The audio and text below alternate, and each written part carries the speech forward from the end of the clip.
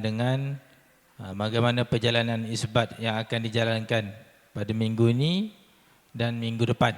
Mana mungkin kita akan buat sampai minggu depan kalau tak habis. Baik.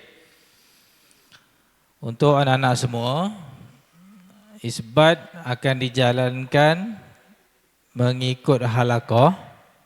Cuma yang akan mengendalikan isbat tu adalah guru yang berlainan. So guru bukan guru halaqah awak, tapi guru halaqah yang lain yang akan ditukar-tukarkan. Faham? Kedudukan halaqah awak sama. Kedudukan halaqah sama, cuma guru yang mengendalikan tu je yang berbeza. Dapat? Jelas? Baik. Yang kedua, soalan yang akan ditanya adalah sebanyak 5 soalan. Dapat? 5 soalan sahaja. Baik. Dan dia akan tanya mengikut buku rekod hafazan awak. Berapa surah awak dah hafal? Berdasarkan rekod guru yang masing-masing lah. Nanti guru yang akan jaga halaqah awak tu, dia akan tengok rekod guru awak. So dia akan tahu, okey, awak hafal dah berapa banyak dah, surah apa. So berdasarkan yang awak dah hafal. Faham? Jelas? Jelas dekat tu? Baik. 5 soalan tersebut, yang soalan ada 2 soalan senang. Ada panggil soalan aras rendah. Mungkin dia tanya awal surah ataupun awal juzuk lah. Tapi biasanya awal surah lah, kebanyakan awal surah. 2 soalan. Kemudian 2 soalan lagi aras sederhana. Sederhana ni maksudnya dia akan tanya mungkin di tengah-tengah ayat. Di tengah-tengah surah. Contoh. Amma yatasaalun. Itu soalan aras rendah. Okey. Kalau soalan aras sederhana, mungkin dia tanya ayat yang kelima. Ataupun surah Kalla bal. Sambung. Dapat? Itu aras sederhana. So ada 2 soalan aras rendah, 2 soalan aras sederhana. 1 soalan aras tinggi. Aras tinggi ni dia akan tebuk di mana-mana saja ayat. Mungkin akhir ayat, dia nak tahu awak ingat tak ayat selepas dia, surah selepas pada tu. Contoh dia tanya ayat terakhir surah Al-Kafirun. Selepas surah Al-Kafirun surah apa? Macam tu. Contoh lah. Itu pun berdasarkan apa? Berdasarkan surah yang awak dah hafal. Dapat? So berapa soalan? 5 soalan. 2 soalan aras rendah, 2 soalan aras sederhana, 1 soalan aras tinggi. Okey, penilaian akan dibuat 1 soalan 10 markah. So 5 soalan, kalau markah penuh full mark 50 markah. Kita akan ambil 5 pelajar yang terbaik. Tak kira lelaki ataupun perempuan. Satu halaqah 5 orang sahaja. Betul Cik Sufian?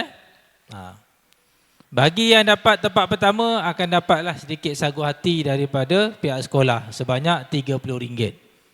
Yang kedua ada RM20. Dia 25. Yang ketiga 20.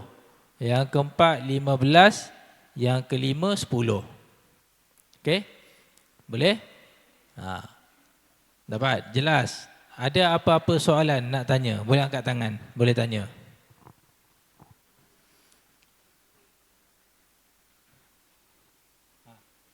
Tanya apa? Wajib. Okey? Sebab tu dia bagi tempoh sampai minggu depan. Mungkin ada yang tak dapat hadir pada hari ni, esok. Ataupun dia tak hadir esok, lusa, hari Khamis. Ataupun minggu depan. Ataupun mungkin dia tak bersedia. Macam contoh dia kata, Ustaz, saya tak bersedia minggu ni, boleh tak hari Khamis? Okey, boleh? tengok kepada kesediaan pelajar lah. Tapi sampai minggu depan sahaja. Okey? Jadi kalau awak itu yang tak join, tak masuk juga sampai minggu depan, kosong markah. Nanti dia akan dipaparkan dalam grup.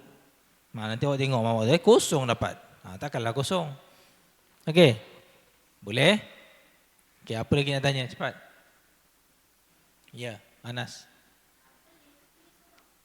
Pilih surah.